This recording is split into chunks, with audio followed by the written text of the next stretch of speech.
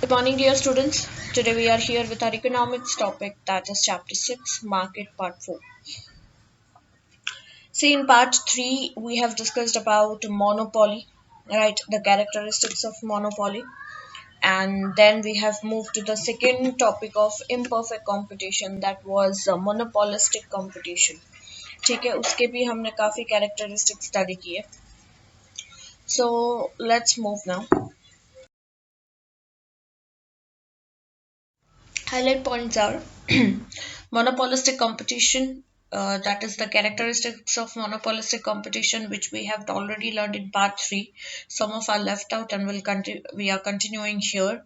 So the next is the competition other than price. फिर आता है imperfect knowledge regarding the market. यहाँ पे monopolistic competition finish होता है. Then comes oligopoly. यहाँ पे हम ओलिगोपॉली उसका डेफिनेशन स्टडी करेंगे एंड द कैरेक्टरिस्टिक्स. उसके कैरेक्टरिस्टिक्स के अंडर पॉइंट्स है few sellers and numerous buyers, similar और substitutable products sorry similar or substitutable products, entry or exit of firms, selling cost, interdependence, price stickiness or kingdom, market curve, demand curve, sorry. So let's start it and try to understand these points. First, monopolistic competition के characteristics में other points है, that is competition other than price, right? तो वो competition other than price क्या है? See, monopolistic market has competition of price and also competition other than price. यहाँ पे दो तरीके की competition होती है. एक तो यूजुअली मार्केट में प्राइस रिलेटेड कंपटीशन होती है कि दूसरे कॉम्पिटिटर से हमारे प्रोडक्ट का प्राइस कैसे कम हो सो दैट कि हमारा सेल्स ज्यादा हो सके, getting. But monopolistic competition market में अदर देन प्राइस भी कंपटीशन होता है. That is we can say the quality, right? Quality बहुत इंपॉर्टेंट होती है किसी भी कंज्यूमर के लिए. कंज्यूमर ऑलवेज थिंक्स कि एटलीस्ट हम जो पे कर रहे हैं वो क्वालिटी हमें मिलनी चाहिए, गेटिंग. ये जरूरी नहीं कि हम कम पे करें या हम कम खर्च करें, बट हम जो भी अमाउंट पे कर रहे हैं उससे रिलेट करती हुई, उतना सेटिस्फाइड करती हुई हमें क्वालिटी चाहिए. We all thinks that if we are paying we want a good product. Okay, so sometimes for I can say maximum consumers quality depends, fine. So price से तो कंपटीशन होती है, बट अदर देन प्राइस से भी competition की जा सकती है. The sailors keeping the price fixed try to attract the consumer by advertisement and compete by modifying the quality. अब other than price से हम कैसे compete कैसे करें? So for that sailors क्या कर सकते हैं? Price fixed रखें. Anytime whatever time you go you'll get the fixed price. ये ऐसा नहीं कि ये कस्टमर को दूसरा प्राइस बताया, दूसरे को तीसरा प्राइस फिक्स्ड whatever, ठीक है. बट अगर वो इसके अलावा कंज्यूमर को अट्रैक्ट करने की कोशिश करें by the advertisement and by the quality, वो अपने प्रोडक्ट की क्वालिटी को कैसे मॉडिफाई कर सकता है और दूसरे से कैसे compete करने के काबिल वो प्रोडक्ट बना सकता है, अगर वो उस पर ध्यान दे तो what ever price he is fixing उस प्राइस में भी उसका सेल्स हो सकता है. As I told you, quality matters. Okay, the sailors try to attract the consumers and compete on the basis of factors other than price. ठीक है. So this was the characteristics of monopolistic competition, जहाँ पे numbers of sailors are there and numbers of buyers are there. As we all know कि imperfect market जिसे हम कहते हैं, right, या monopolistic market competition जिसे हम कहते हैं, it is a mixture of perfect market plus monopoly. Okay, ये परफेक्ट मार्केट और मोनोपोली का मिक्सचर है विच बिकम्स मोनोपोलिस्टिक कंपटीशन और पॉलिस्टिक मार्केट. ओके, फिर आता है imperfect knowledge regarding the market. The buyers and sailors do not have the complete knowledge related to the market. आज हम कितना भी कर ले, right? हम कितना भी कोशिश करें कि हमें मार्केट का नॉलेज हो या ऑलमोस्ट हमें लगता है कि हमें नॉलेज है, but there are lots of uncertainties in market. You never knows कि मार्केट कब क्या रंग दिखाएगा. ठीक है. So they are not aware of identical and substitute products. But ये जरूरी है कि आप अगर मार्केट में हो, आपका कोई प्रोडक्ट है, तो आप अवेयर होने चाहिए कि आइडेंटिकल और सब्स्टिट्यूट प्रोडक्ट कौन से हैं आपके प्रोडक्ट. जैसे आइडेंटिकल प्रोडक्ट अगर है तो कौन से हैं, राइट. अगर सब्स्टिट्यूट आपके प्रोडक्ट्स का कोई है तो वो सब्स्टिट्यूट कौन सा प्रोडक्ट है, क्या प्राइस में है, ये अवेयरनेस होनी चाहिए जो यहाँ नहीं है. So the price of identical or substitute product are either higher or low, resulting into different prices of substitute products. बहुत बार सेलर्स क्या करते हैं या प्रोड्यूसर्स क्या करते हैं, sometimes they concentrate only their product. वो समझते हैं उनका प्रोडक्ट बेस्ट है, उनका क्वालिटी बेस्ट है, वो जो प्राइस रख रहे हैं वो बहुत ही प्रॉपर प्राइस है. But you never or they never compare their products to other products. जो आइडेंटिकल प्रोडक्ट है उसका भी हो सकता है कि वही एक एजेंडा हो, वही क्वालिटी हो, वही अगर क्या कह सकते हैं कि उसी क्वालिटी वैसा ही प्रोडक्ट अगर वो भी बना रहा है बट आपसे कम प्राइस में बना रहा है, ये हम देखना भूल जाता है. वी थॉट कि नहीं, our product is best. Okay, your product is best, but you should always compare it in a market.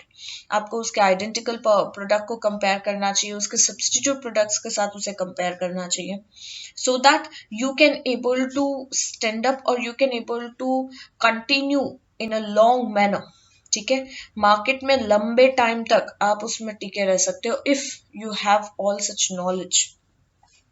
Right. So क्या हो जाता है कि क्योंकि हमें नॉलेज नहीं है मार्केट का, राइट, हमें पता नहीं, हमें अवेयरनेस नहीं है, तो हम आइडेंटिकल प्रोडक्ट या सब्स्टिट्यूट प्रोडक्ट से या तो हमारा प्राइस बहुत ज्यादा हो जाता है या बहुत कम हो जाता है, जिसकी वजह से प्राइस में बहुत हद तक डिफरेंसेस आते हैं, चाहे वो सब्स्टिट्यूट प्रोडक्ट से या चाहे वो आइडेंटिकल प्रोडक्ट से, जो नहीं होना चाहिए. There are many firms producing identical or substitute products. Obvious है, monopolistic market अगर हम बोल रहे हैं, right, अब monopoly जैसा कुछ रहा नहीं है. So there are many sellers, that means many producers, right.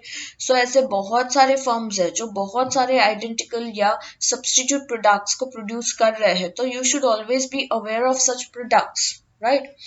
The firms compete by creating a new identity of the product and thus establishes monopoly-like situation. Firms क्या सोचती है? Firms compete करती है किस तरीके से? एक नई आइडेंटिटी के साथ वो एक नए प्रोडक्ट को रिप्रेजेंट करती है, राइट. और उनको ऐसा लगता है या उनकी कोशिश ये होती है कि वो मोनोपोली को एस्टैब्लिश करे या मोनोपोली जैसी सिचुएशन एस्टैब्लिश करे, right. This creates a monopolistic competition. और यहाँ पे मोनोपोलिस्टिक कंपटीशन क्रिएट होती है because monopoly have single seller and monopolistic have few sailors. Getting the mixture is monopolistic competition. Okay, sorry, perfect competition have numerous sellers. तो वो numerous का आधा यानी फ्यू सेलर्स ले लेते हैं, और मोनोपोली में सिंगल नहीं है पर उससे ज्यादा है, so that is we call monopolistic competition. ठीक है, चलो यहाँ पे हमारा मोनोपोलिस्टिक कंपटीशन या मोनोपोलिस्टिक मार्केट फिनिश होता है. Let's move on to the another important point, that is oligopoly. And oligopoly is also a part of imperfect competition. हमने अगर याद हो तो पार्ट 1 में एक चार्ट देखा था, right. That is market lies under two, that is perfect competition and imperfect competition. Perfect competition itself is complete here, but in perfect competition have 3 points, that is monopoly, monopolistic and oligopoly. So that is this is the last one. Let's try to understand what is oligopoly now. Oligopoly has originated from a Greek words oligos, which means few, and pollen, which means sailors. यानी few sailors, which it means oligopoly. ये Greek word है जिसमें oligos का मतलब few और pollen का मतलब होता है sailors. That means few sailors. So oligopoly means the market having few producers. तो इसका मतलब हुआ कि कुछ producers है, few producers, many या numerous नहीं बोला है, few producers बोला है. ठीक है, सो ओलिगोपोली का मतलब होता है कि मार्केट में कुछ प्रोड्यूसर्स है.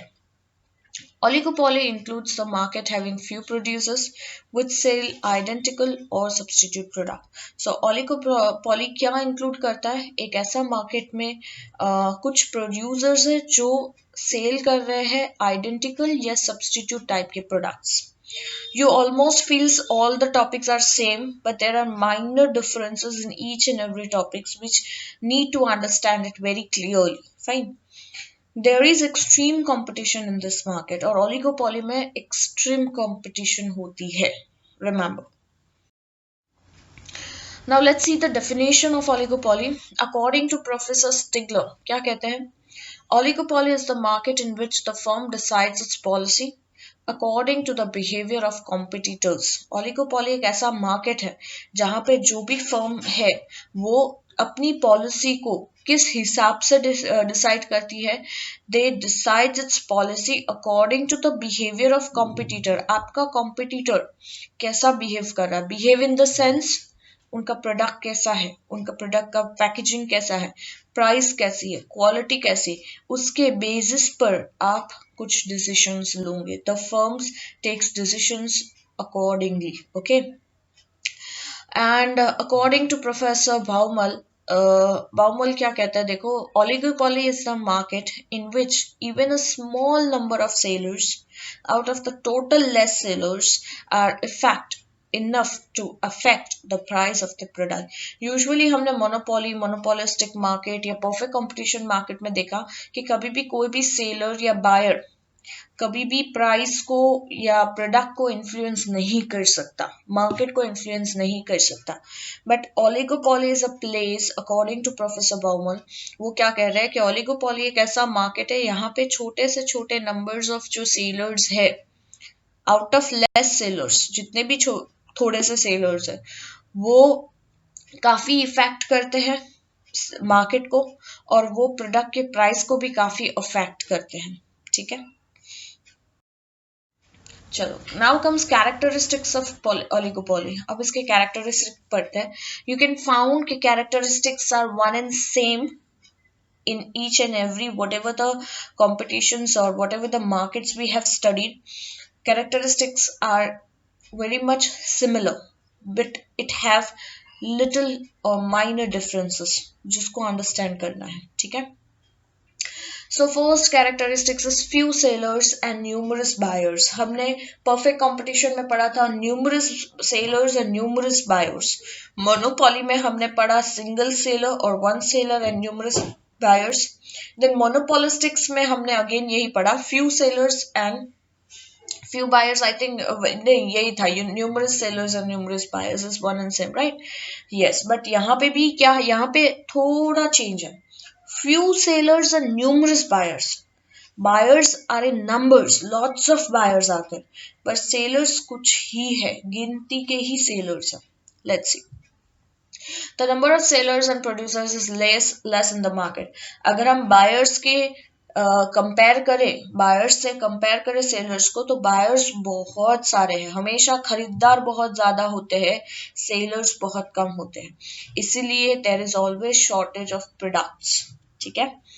तो वी कैन से ना that human needs are unlimited, but इसे फुलफिल करना लिमिटेड हो जाता है. Getting.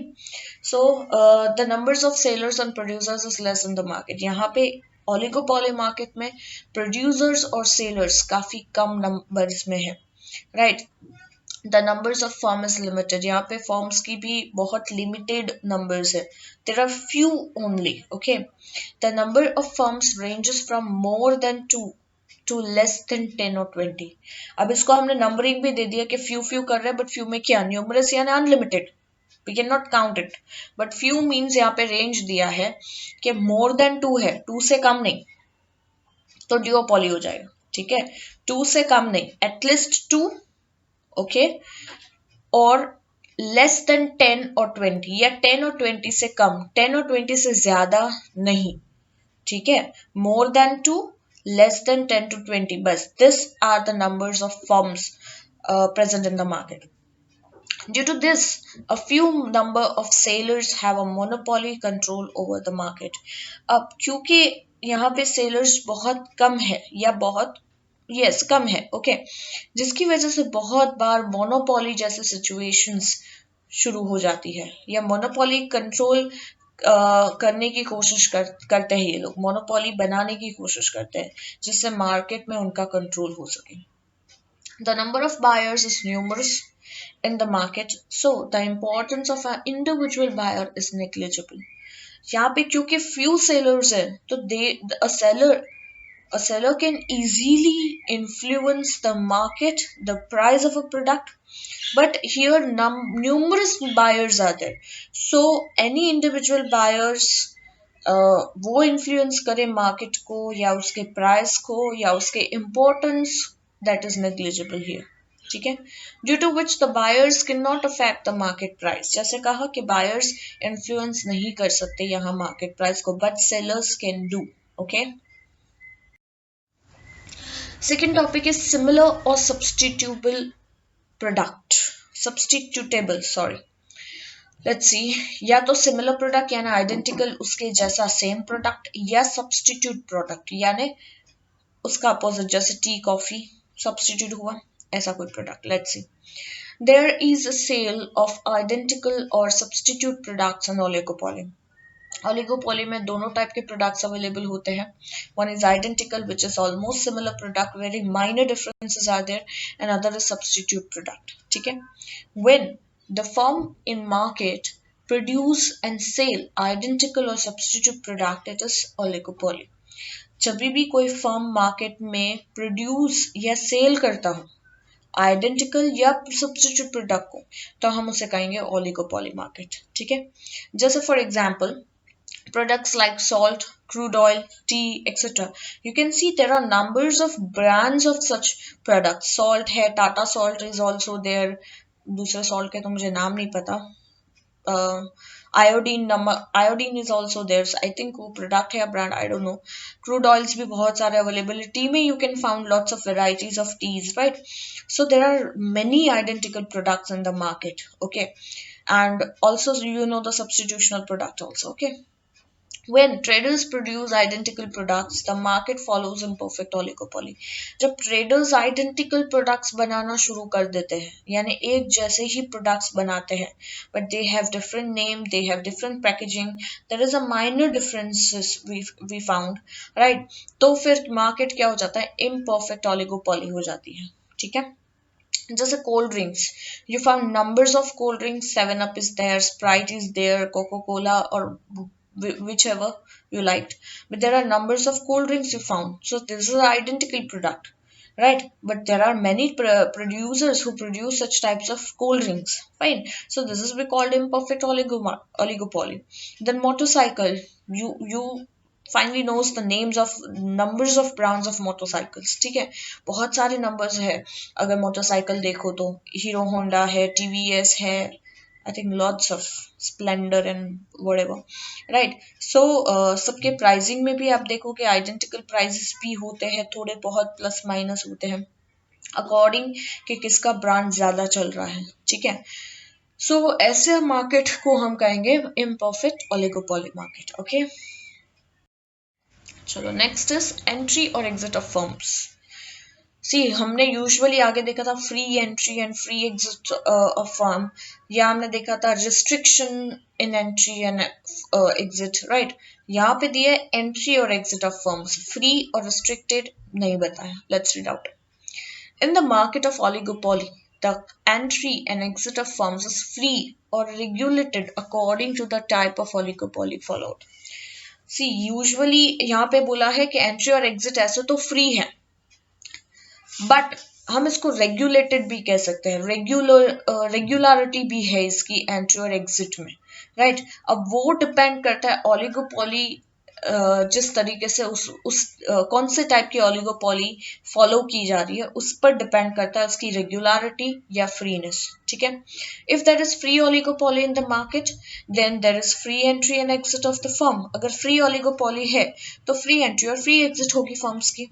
While the oligopoly is restricted, अगर उसे restrict किया जाए तो एंट्री और एग्जिट का फर्म्स का क्या होगा, रेगुलेटेड हो जाएगी. ठीक है, सो यहाँ पे both the fundas can be used, whether it depends completely on the type of oligopoly, और उस वक्त वो मार्केट की सिचुएशन कैसी है उसके बेस पर डिसीजन लिया जाएगा that it should be free oligopoly और it should be restricted oligopoly, and accordingly the entry and exits also works. Fine. Next comes selling cost. जो हमने मोनोपोलिस्टिक मार्केट में भी लास्ट पढ़ा था, राइट। सेलिंग कॉस्ट हमें पता है, we have discussed a lot, फिर भी मैं बता दूं, सेलिंग कॉस्ट यानी आप सेल करने के लिए, अपने प्रोडक्ट को बेचने के लिए आप जो अट्रैक्शन या कुछ भी अट्रैक्टेड, कैसे आप अपने कंज्यूमर्स को अट्रैक्ट करते हो, in what means, by advertisement you can attract, by a showroom, by आप कैसा शोरूम बना रहे हो, you what type of decoration you have, right, आप प्रोडक्ट को कैसे पैकेजिंग कर रहे हो, कितना अट्रैक्टिव बना रहे हो। So this is we can say कि एक प्रोडक्ट को बेचने के लिए उसको जो सजाना संवारना होता है, उसका जो खर्चा लग जाता है, that is we call selling cost. या आप उसको ट्रांसपोर्टेशन दे रहे हो या whatever facilities you are giving to sell your product, that is we call selling cost. Selling cost includes packing, ये हमने ऑलरेडी वही आई थिंक सेम टॉपिक है, packing, making the product attractive, sales tax, transportation expenses given to wholesale and retail traders, showroom expenses, a specific amount expanded for sales, price, gifts, and most important, being the advertisement cost. I'll not repeat all such because आगे मैंने बहुत समझा दिया selling cost के बारे में, वही same lines है, you can go through it. फिर आगे क्या कहा, see the selling cost does not include the production expenses, ये भी मैंने लास्टली समझाया था कि सेलिंग कॉस्ट का मतलब सिर्फ आप अपने प्रोडक्ट को बेचने के पीछे जो खर्चा कर रहे हो वो खर्चा, आपने प्रोडक्ट बनाने के लिए क्या खर्च किया है उसका इससे कोई लेना देना नहीं है, because the product is produced by the producer, वो खर्चा करेगा, that is be called production expenses. But while selling, वो सेलर्स के पास जाएगा, अब सेलर अपने प्रोडक्ट को, उस प्रोडक्ट को बेचने के लिए जो खर्चा करता है, that is be called selling cost, okay. There is extreme competition in oligopoly, oligopoly में बहुत ज्यादा कंपटीशन होती है, so the selling cost becomes an important factor of the market. तो selling cost यहाँ पे बहुत important role play करता है market में, ठीक है। The seller try to attract the consumers through the selling expenses.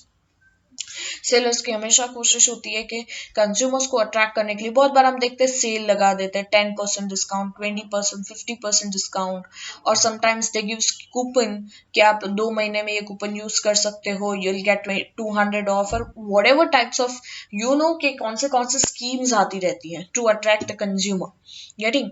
So that is we call the selling expenses, the which is being expand to attract the consumer. Fine. The product difference in the market gives a particular identity to product, right? अब product के बीच में जो भी हमें difference दिखता है, जैसे हमें पता है कि कोल्ड ड्रिंक्स बहुत सारी है, बट आई लाइक स्प्राइट और 7 अप और whatever, right, other consumer likes Coke और पेप्सी व्हाटएवर। तो आपकी जो चॉइस है उस पर डिपेंड करेगा, गेटिंग। सो द प्रोडक्ट की डिफरेंसेस जो है मार्केट में, वो उसको एक आइडेंटिटी देके, एक अलग पहचान देके उस प्रोडक्ट को। So there can be possibility of selling cost, for example advertisements of television, car etcetera, you can see such types of advertisements, वो क्या कुछ करते हैं, warranties, guarantees and all such things we can include it in selling cost, okay. और we can say कि sales के बाद भी जो आप सर्विसेज प्रोवाइड करते हो, that is also we can include in selling cost, okay. चलो next characteristics is interdependence. Interdependence क्या है, यानी एक दूसरे पे डिपेंडेंट रहना, interdependence means, but on what, let's read out. The sellers and producers are very few in number in this market. हमें पता है कि सेलर और प्रोड्यूसर इस मार्केट में फ्यू है, there are numbers of sellers and number, only number we can count it, that is more than 2 and less than 20 or 10 or 20 whatever, ठीक है। तो few है ये हमें पता है। Sellers or producers can thus easily gain the important information about other sellers or producers. See, when there are numerous buyers, sorry, and numerous sellers, let's take, जब बहुत सारे unlimited sellers market में पड़े हो, तो हम सबकी इंफॉर्मेशन निकाल के नहीं रख सकते। यू नेवर नो कि कोई भी बंदा कब आके क्या नया प्रोडक्ट या क्या डिस्काउंट लाएगा या क्या प्राइस या क्या सरप्राइज लाएगा, because there are numerous sellers, you can not compare your product with each and every sellers, क्योंकि आप फिर उसमें टाइम वेस्ट हो जाएगा, क्योंकि जितने गिनोगे उतने कम पड़ेंगे. But when there are few sellers, गिनती के सेलर्स पड़े हैं मार्केट में, ओके, तो you can easily compare, right. आप इजीली दूसरे सेलर या दूसरे प्रोड्यूसर्स की इंफॉर्मेशन निकाल सकते हो कि वो क्या प्रोड्यूस कर रहा है, क्या क्वालिटी में प्रोड्यूस कर रहा है, कितनी क्वांटिटी में कर रहा है, पैकेजिंग स्टाइल क्या होगी उसका, मार्केटिंग किस तरीके से करेगा, सेल किस तरीके से करेगा. You can easily get that information when there are few sellers or producers. Getting? So the seller and producer special focus on the quality and the type of product to attract the consumer. तो हमेशा किसी भी seller या producer का पहला एक focus होता है, वो होता है quality, because consumers depends on quality first. Getting? And how to attract consumers through that product, कि consumer कौन से type के product से ज़्यादा attract होते हैं, वो जानना बहुत ज़रूरी है. For example, television, car, etc. Producers or sellers. So the firm decides the price, quality, or type of its product based on the behavior of the competitors and is dependent on them. जैसे अभी current fashion क्या चल रही है, किसी भी चीज की, हम हर एक चीज की फैशन होती है. क्लोथ्स की अपनी एक फैशन होती है, इलेक्ट्रॉनिक्स की अपनी एक फैशन होती है. What type of fashion is going on, what type of colour choice is going on the basis of that you can make the product attractive, कि कंज्यूमर ज्यादा क्या डिमांड कर रहा है, कौन से टाइप ऑफ प्रोडक्ट डिमांड कर रहा है, उन्हें कैसे कौन से टाइप के प्रोडक्ट्स चाहिए, या उनके सजेशंस क्या है कि प्रोडक्ट में क्या क्या चेंजेस आने चाहिए. गेटिंग? सो अकॉर्डिंगली आप डिसीजन लोगे कि आपके फर्म ये डिसाइड करेगी कि आपके प्रोडक्ट का प्राइस क्या होगा, क्वालिटी क्या होगी, प्रोडक्ट कौन से टाइप का क्या होगा, कैसा होगा, प्लस आपके कॉम्पिटिटर का बिहेवियर क्या है. इस सब पर डिपेंड होगा आपका प्रोडक्ट, आपके प्रोडक्ट की प्राइस और आपका sale. Getting? How it gets interdependent. ठीक है, कैसे एक दूसरे पे डिपेंडेंट है, तो इस तरीके से हमेशा सेलर्स या producers are completely dependent on the consumer and their competitor, because to get their information, to know about the product, ये करना इसलिए जरूरी है कि सो दैट कि आपका सेलिंग सबसे ज्यादा हो, या ज्यादा से ज्यादा you can able to sell your product and earn profit. Okay, the last topic of this characteristic is price stickiness, that is king demand curve. अब ये क्या है, प्राइस स्टिकीनेस क्या होता है? स्टिकीनेस यानी समथिंग चिपचिपा. Let's read out. The number of firm is less and they are interdependent on each other. ये तो अभी हमने पढ़ लिया. If any one firm decreases the price of the product, then according to the law of demand, due to comparatively cheaper price of the product, there is more demand of the product in the market of that particular firm as compared to other firms. बहुत easy फंडा है. आपने अपने product की price कम कर दी. Let's take 10 रुपए थी, आपने 8 रुपए कर दी. अब लॉ ऑफ डिमांड क्या कहता है, लॉ ऑफ डिमांड ये कहता है कि when there is decrease in price, demand increase. When increase in price, demand decrease. This is the law of demand. So according to the law of demand, when the price decreases, automatically what happens, the demand of that product increases. So market में जिस firm ने अपना product की price कम की, उस particular firm की क्या होगा, प्रोडक्ट्स इंक्रीज होंगे, यानी उसका सेल इंक्रीज होगा, उसके प्रोडक्ट की डिमांड इंक्रीज हो जाएगी कंपेयर्ड टू अदर फर्म्स, जिस फर्म्स ने ऐसा कोई डिसीजन नहीं लिया, वो प्राइस में उसने फिक्स्ड रखा है, बट दूसरे ने क्या कर दिया, कम कर दिया, तो ऑब्वियस है कि कंज्यूमर उसके पास ही दौड़ेगा. Okay, there is decrease in the demand of the product sold by the other firms. अब दूसरा फर्म की वाइस वर्सा हालत होगी. When consumer compare two prices of identical products, we can say. ठीक है, दो प्राइस हम ले लेते हैं, चलो कि लेट्स टेक टी. ठीक है, दो ब्रांड्स है टी की, one is Tata T and other is कोई भी व्हाटएवर आप नेम सोच लो, राइट, मुझे अभी दिमाग में नहीं आ रहा. रेड लेबल ले लेते हैं, ओके फाइन चलो। अब टाटा टी की प्राइस अभी तक 50 रुपीज थी एंड रेड लेबल की प्राइस भी अराउंड 50 रखी थी, अभी तक दोनों ने सेम रखी थी। अब टाटा टी थॉट्स कि मुझे प्राइस कम कर देना है, so instead of 50 he decreases 2 rupees and instead of 50 उसने 48 कर दी। टाटा टी के रेड लेबल ने एज यूजुअल फिक्स प्राइस रखी है, दैट इज 50।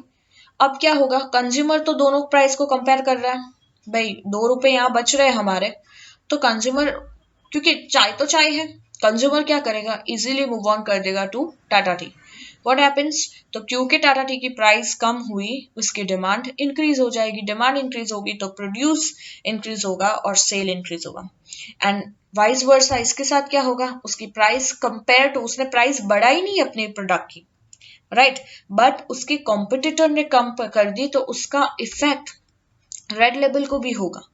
गेटिंग, उसका क्या होगा, उसकी price compare to other product या आइडेंटिकल प्रोडक्ट ज्यादा हो गई है। नो डाउट उसने तो वही फिक्स प्राइस रखी है, बट कंपेयर किया तो इसकी प्राइस ज्यादा हो रही है, जिसकी वजह से उसका डिमांड कम होगी और सेल कम हो जाएगा। Getting, so this is we call law of demand. So there is decrease in the demand of the product sold by other firms. If the competitive firms do not wish this situation, अगर competitive firms ये situation लाना नहीं चाहता, then they also should decrease the price of the product to stay in the competition.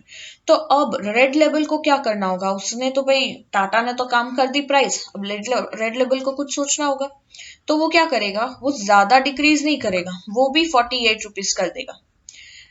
In short वापस टाटा की T की जो भी डिमांड थी वो वापस वही की वही वैसी हो जाएगी, क्योंकि now the price is equal. अब वापस कंज्यूमर के पास दो चॉइसेस हैं at the same price, which ever they want. Getting, तो अगर दूसरे कॉम्पिटिटर को यानी रेड लेबल को कंपटीशन में टिके रहना है तो ही also have to decrease the price. अब यहाँ ये समझने की कोशिश करो कि यहाँ फायदा किसका हो रहा है, कंज्यूमर का। इन दोनों के कंपटीशन में consumer is getting what, that is कि उसे कम प्राइस में अपना प्रोडक्ट मिल रहा है। फाइन, ये दोनों बड़े लड़ रहे हैं, ये दोनों बड़े कंपटीशन कर रहे हैं, बट यहाँ पे प्लस पॉइंट मिल रहा है कंज्यूमर को। At the end, the price of the product reaches at a nominal level. अब क्या होगा, अब लेट्स अगेन टेक, अब इसने टाटा ने 48 कर दिया, रेड लेबल ने भी 48 कर दिया। अब टाटा क्या सोच रहा है कि भाई अभी मेरे पास तो और भी ज्यादा स्कोप है कि मैं और भी कम करूंगा तो भी मुझे प्रॉफिट मिलेगा। गेटिंग, अब वो 48 टू 47 कर देता है, तो यही कॉम्पिटिटर अगेन ही also have to do. So in short धीरे धीरे एंड ऑफ द मार्केट यानी वो लोग एक इस पिच तक आ जाएंगे कि उनका प्रॉफिट मार्जिन जो पहले 5 रुपीज था, इंस्टेड ऑफ 5 अब वो शायद 2 या 3 रुपए कमाएंगे। Getting, but they will get profit, okay, but कम मिलेगा, बट उनका प्रोड्यूस बढ़ जाएगा, सेलिंग भी बढ़ सकती है, ठीक है। बट एट द एंड क्या हो जाएगा कि वो जो प्रोडक्ट है वो एक नॉमिनल लेवल पे आ जाएगा, एक नॉमिनल प्राइस पे आ जाएगा and it becomes impossible to reduce the price further. उसके बाद क्योंकि वो उस पिक तक पहुंच गया है कि सपोज वो 45 रुपीज में वो टी बना रहा है 1 kg, अब वो 45 से नीचे नहीं जा सकता या ना ही 45 तक आ सकता, एटलीस्ट ही शुड गेट 2 और 3 रुपीज, तो वो 47 या 46 से ज्यादा नीचे वो जा ही नहीं सकता, तो that is impossible to reduce price further. On the other hand, if the firm increase the price of the product, then the demand of that product decreases.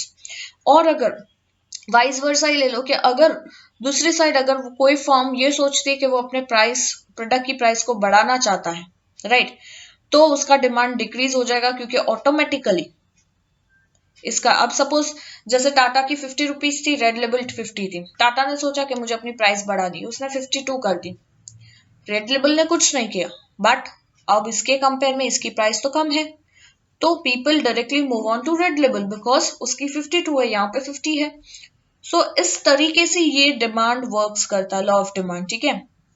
तो आपको कंपटीशन में टिके रहना है तो you have to compare the prices with your identical और substitute product so that you can able to calculate कि कैसे आप कंपटीशन में टिके भी रहो और ज्यादा प्रॉफिट भी अर्न करो, ठीक है।